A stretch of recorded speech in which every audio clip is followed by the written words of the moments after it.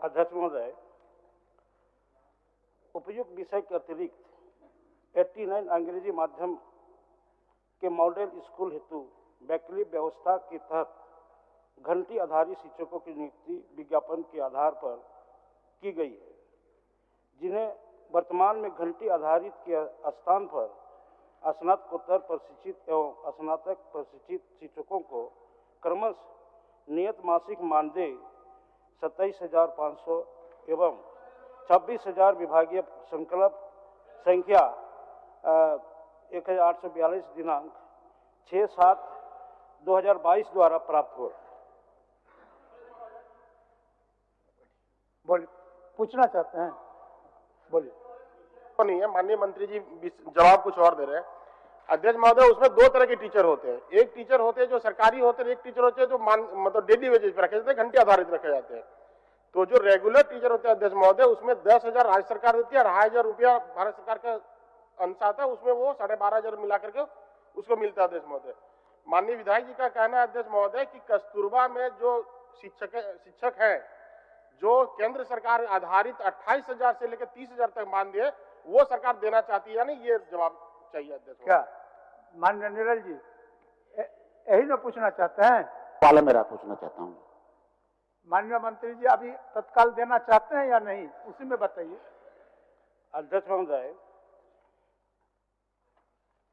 नियमावली गठित की कार्रवाई प्रक्रिया दी। ठीक हो गया, नियमावली बन रहा है। हो गया, अब नियमावली बन रहा है, नियमावली में फिर संशोधन करके आप जिस विषय को रखे हैं उनको अंगीकृत करने का काम करेंगे। ठीक है, धन्यवाद। माननीय सदस्य समीर कुमार मोहंती जी। माननीय सदस्य समीर कुमार मोहंती जी। अध्यक्ष महोदय, मेरा प्रश्न का जवाब आया है, लेकिन ये जवाब संतोषजनक नहीं है। यहाँ पर लिखा हुआ है कि जिला शिक्षा एवं प्रशिक्षण संस्थान एवं प्राथमिक शिक्षा महाविद्यालय में वर्तमान में शिक्षकों का प्रशिक्षण का कार्य बंद कर दिया गया है। प्राप्त उत्तर के अनुसार 2023 से 2025 तक डीएलएड के कोर्स के लिए छात्रों का नामांकन नहीं किया जा रहा है। बात काफी चिंताजनक है, जबकि ये ट्रेनिंग प्राइवेट संस्थान में हो रहा है, तो सरकारी संस्थान में बंद किया गया। क्यों बंद किया गया है? और अभी सब जगह डीएलएड का इसका आपका डिग्री सब जगह मांग रहा है।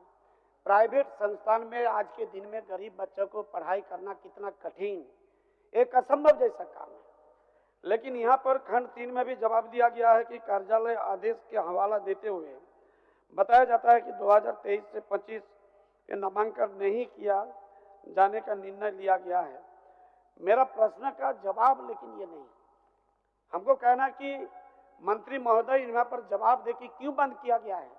ठीक, कि दिखवा लेंगे और इसको चालू करेंगे। ठीक ठीक, चलिए। क्या बोल रहे थे? अध्यक्ष महोदय, इसमें थोड़ा मंत्री जी का सहयोग करना चाहूंगी। नई शिक्षा नीति के अनुसार अध्यक्ष महोदय 2030 के बाद डीएलएड की पढ़ाई इनवैलिड हो जाएगी, उसका कोई मान्यता नहीं रहेगा। और जिस तरह से न्यू एजुकेशन पॉलिसी के तहत हम लोगों की सरकार या कोई भी राज्य सरकार बढ़ रही है, तो फेज आउट के हम लोग प्रक्रिया में हैं। तो जिस कारण से सरकारी संस्थाओं में बंद है, आइडियली इसको प्राइवेट संस्थाओं में भी नहीं पढ़ाना चाहिए। मगर पैसा कमाने के चक्कर में अगर कर रहे हैं सर, तो हम लोग अपने सरकार की तरफ से प्राइवेट संस्थाओं में भी एक लेटर जारी कर सकते हैं। वो माननीय मंत्री जी का विचार रहेगा। अच्छा, उसको दिखवा लीजिए। ठीक, माननीय सदस्य नवीन जायसवाल। अध्यक्ष महोदय, मेरा प्रश्न राज्य के माननीय आपके माध्यम से है कि क्या यह बात सही है कि 7 सालों में झारखंड राज्य के लगभग 444 बालू घाटों में सिर्फ 20 बालू घाटों की बंदोबस्ती हो पाई है? और जो जवाब हमें मिला है अध्यक्ष महोदय, सभी चीज लिखे हैं। प्रैक्टिकल बात यह है कि बालू आज प्रधानमंत्री आवास हो, अबुआ आवास हो, हर चीज में बालू का किल्लत है। सरकार ये बताए कि बालू आम लोगों को, गरीब को कैसे मिलेगा? बालू घाट कब नियमित होगा? कैसे लोगों तक बालू पहुंचेगी? पर हाईवा क्या रेट सरकार देगी? प्रधानमंत्री आवास के लिए क्या देगी? थोड़ा माननीय मंत्री जी, इसमें जो जवाब आया है वही गोल गोल जवाब है अध्यक्ष महोदय, केवल इतना ही हमको पूछना है। माननीय मंत्री जी, सीधा जवाब दीजिए, सीधा बोल नहीं दीजिए। माननीय मंत्री जी, क्या जवाब दे रहे? माननीय मंत्री जी, कौन देगा? खान एवं भूतत्व विभाग। ये माननीय अध्यक्ष महोदय, बहुत कुछ बेचा जाता है, आप लोग पहले बेच के कुछ छोड़े। चलिए। माननीय अध्यक्ष महोदय, माननीय सदस्य का चिंता, और उस चिंता को हम लोग लिखित रूप से उत्तर दे चुके हैं, और हम समझते हैं कि माननीय सदस्य महोदय आश्वस्त हो जाना चाहिए कि राज्य सरकार गंभीर है। आम जनता को बालू देने के लिए, चाहे प्रधानमंत्री आवास हो, चाहे वो बबुआ आवास हो, कोई भी आवास हो, उसके लिए आम जनों को सहज रूप से बालू मुहैया कराने के लिए राज्य सरकार कृत संकल्प है। उसके लिए राज्य सरकार पॉलिसी भी बनाई है महोदय। जो टैक्स नहीं देते हैं उसके लिए फ्री में बालू राज्य सरकार घोषणा की है महोदय, और लोगों को मिल भी रहा है महोदय। और जहां तक इनकी चिंता है महोदय, झारखंड सैंड माइनिंग पॉलिसी 2017 के तहत राज्य सरकार अंतर्गत जिला सर्वेक्षण रिपोर्ट बालू घाट अंतर्गत वर्गीकृत कैटेगरी 2 के बालू घाटों की संचालन की जिम्मेदारी झारखंड राज्य खनिज विकास लिमिटेड को दी गई है। राज्य में कुल 444 बालू घाट है, कैटेगरी 2 के अंतर्गत वर्गीकृत है, जिनकी वस्तु स्थिति यह है कि कुल 261 बालू घाटों का LOI निर्गत कर दिया गया है। उसके विरोध 159 बालू घाटों का एकरारनामा निष्पादित हो गया है। साथ ही 64 बालू घाटों का महोदय पर्यावरण स्वीकृति इसी एवं 24 बालू घाटों का TORI प्राप्त है। अन्य बालू घाटों का वैधानिक स्वीकृति से संबंधित प्रक्रियाधीन कार्रवाई है महोदय, कार्रवाई प्रक्रियाधीन है। तो बड़ा स्पष्ट है महोदय, उनको माननीय सदस्य चाहेंगे कि संतुष्ट हो, और बिल्कुल स्पष्ट जवाब है सरकार का। अध्यक्ष महोदय, मंत्री जी तो भाषण दे दिए। बालू प्रति हाईवा कितना में मिलेगा?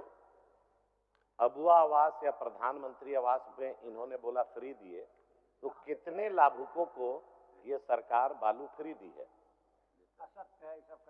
कितने प्रधानमंत्री आवास या अबुआ आवास में राज्य सरकार बालू फ्री दी है? केवल एक प्रश्न पर बता दें, और प्रति हाईवा कितना रुपया में बालू आम जन को, चाहे आप घर बनाइए चाहे हम घर बनाए, कितना में मिलेगा ये बताए। नहीं तो भाषण दे रहे हैं, भाषण देने की पढ़ के बता रहे हैं, उधर पूछ रहे हैं, पूछ के जवाब बोलिए, दे देंगे बढ़िया से।